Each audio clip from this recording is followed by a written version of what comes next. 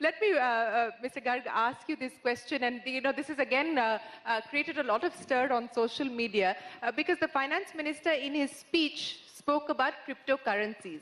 And he said cryptocurrencies are not legal tender. And that is the stated position of the government because it's not legal tender. We understand that. But he also said that the government will crack down on using cryptocurrencies for illegal activities. Now, the question one is, if it's not legal tender, is the government going to say at some point, there is a committee that you're a part of, that you're looking into, are you at some point going to say that trading in cryptocurrencies is an illegal activity?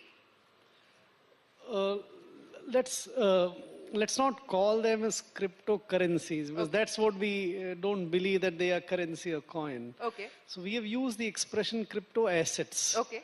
Right. So these crypto assets are being used today. The exchanges are being set up. A lot of people are buying it, and there is a trade going on without understanding the full fundamental values of that. So what the government has stated, and this is a progressive policy statement which has been coming out. Once, a couple of weeks back, we said the government does not treat this as a currency and coin at all. Now in the budget speech, the finance minister said that we will not allow its use for the payment system and also payment of illegal activities. Right? Yeah. That has been stated, which would mean that the government would do something to make this kind of use of crypto assets illegal, will eliminate that. Now, thereafter, the crypto assets still remain. People may view, some people may find value in crypto assets still, despite there not being any fundamental value there for many others.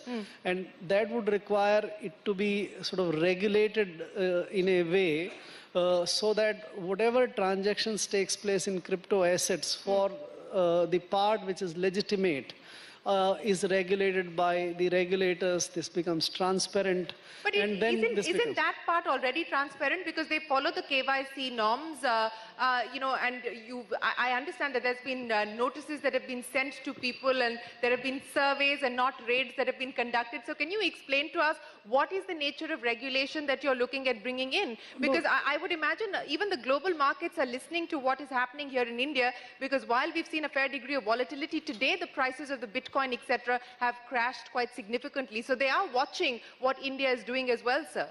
So the exchanges which are being set up currently are not the regulated exchanges.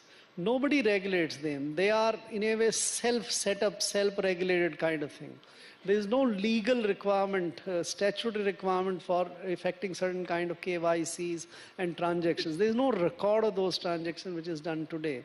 So when you move to a system of regulated exchanges for these crypto assets, then you have entire trail and those things. So that is what comes when you get it traded. Imagine the securities trade outside in the dabba trades, etc., which takes place, and securities trade which takes place in regulated stock exchanges. So that's the change which comes about when you regulate it.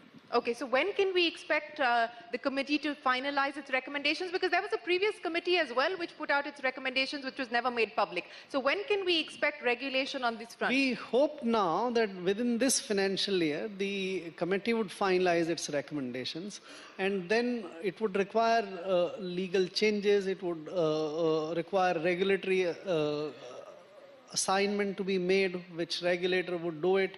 So all which regulator will do it, sir? So let us see, let's wait for that recommendations to emerge in the government decisions. But certainly there would be a regulator who would regulate. Okay.